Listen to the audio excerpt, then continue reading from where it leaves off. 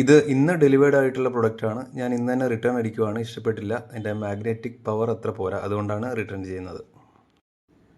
ആമസോണിൽ നിന്നാണ് വാങ്ങിയത്.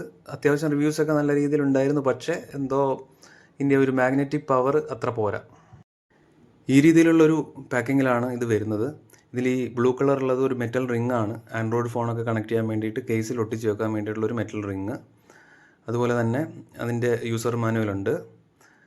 കൂടാതെ ഒരു ട്രാൻസ്പെറൻറ്റ് ഷീറ്റ് ഉണ്ട്. അതായത് ഈ റഫായിട്ടുള്ള പ്രതലങ്ങളിലൊക്കെ എൻ്റെ ഒരു ഈ വാക്വം സെറ്റപ്പ് കൃത്യമായിട്ട് നിൽക്കാൻ വേണ്ടിയിട്ട്. അതുപോലെ വെറ്റ് ആൻഡ് ഡ്രൈ വൈപ്പ്. ഈ ഒരു ഹോൾഡർ നോക്കുവാണെങ്കിൽ ആമസോണിൽ കൊടുത്ത ഇമേജ് അതേപോലെ തന്നെയുണ്ട്. കാര്യമായ മാറ്റങ്ങളൊന്നുമില്ല. ബിൽഡ് ക്വാളിറ്റി നോക്കുവാണെങ്കിൽ എബോവ് ആവറേജ് ആണ്. നടുക്കത്തെ ആ മെറ്റൽ അലോയ് പോർഷനും മൊത്തത്തിലുള്ള പ്ലാസ്റ്റിക് ബിൽഡും ഒക്കെ വലിയ രീതിയിൽ കുഴപ്പമില്ല. ബിൽഡ് ക്വാളിറ്റി ഓക്കെയാണ്. ഈ ജോയിൻസ് ഒക്കെ ആണെങ്കിലും കുഴപ്പമില്ല. അത്യാവശ്യം ഹിഞ്ചസ് നല്ല ടൈറ്റാണ്. അത്ര ഫ്രീ ആയിട്ട് മൂവ് ചെയ്യുന്നില്ല.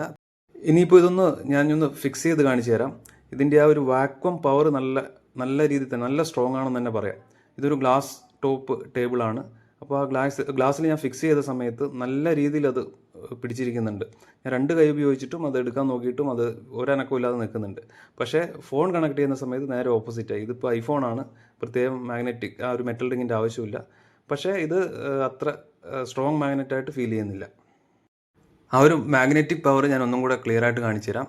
ഇപ്പോൾ ഐഫോൺ കണക്ട് ചെയ്തതിന് ശേഷം നല്ല ഒരു പിടുത്തമില്ല. പിടിച്ചിരിക്കുന്നുണ്ട് ഐഫോൺ. പക്ഷേ നമ്മളൊന്ന് ജസ്റ്റ് ഒന്ന് കൈ കൊണ്ട് കുടയുമ്പോൾ തന്നെ അത് ഊരി പോകുന്നുണ്ട്. ഇപ്പം കാറിലൊക്കെ വെച്ച് കഴിഞ്ഞാൽ ചെറിയൊരു ഇപ്പം നമ്മളിവിടെ ഈ റോഡിൻ്റെ കണ്ടീഷൻ വെച്ചിട്ട് ഇത് നിൽക്കുമെന്ന് തോന്നുന്നില്ല.